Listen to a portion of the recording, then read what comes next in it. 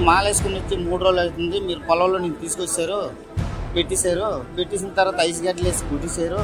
నాకు ఎలాగంటే నోరు వస్తుంది, రామంతే కొట్టేస్తాను, అమ్మంతే కొట్టేస్తాను. నువ్వు టీడీపీ నాయకులు ఎవరి పేర్లు చెప్పతే నేను ఒక్కేస్తాను, ఫ్రీగా ఒక్కేస్తాను, నేను కొట్టను, తిట్టను, ఎవరి కన్ను, నేను డైరెక్ట్గా మీ ఇంటి దారి పెట్టేస్తాను అనేసి అన్నారు. కార్యకర్తలందరికీ నేను హామీ ఇస్తున్నా, ఏ అధికారులైతే చట్టాన్ని ఉల్లంఘించమని ఇబ్బంది పెట్టారో, ఏ వైకాపా నాయకులైతే చట్టాన్ని చుట్టాలుగా మార్చుకుని మన ఇబ్బంది పెట్టారో వాళ్ళందరి పేర్లు ఎర్ర బుక్ లో ఉంది. అందుకే తల్లి ఎర్ర బుక్ చూస్తే వాళ్ళకి ఉచ్చబడుతుంది. అరే ఎందుకే మీకు అంత భయం?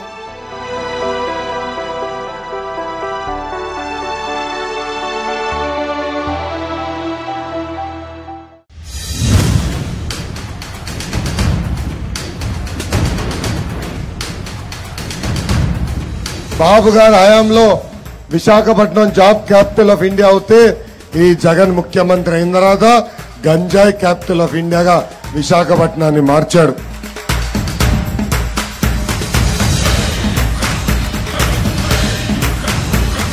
మా బాబు సూపర్ 6 మేనిఫెస్టో నువ్వు ప్రజలు పీడిస్తున్న కష్టాల నుంచి బయటికి వచ్చింది, ప్రజల కన్నీరు నుంచి ఈ బాబు సూపర్ 6 వచ్చింది.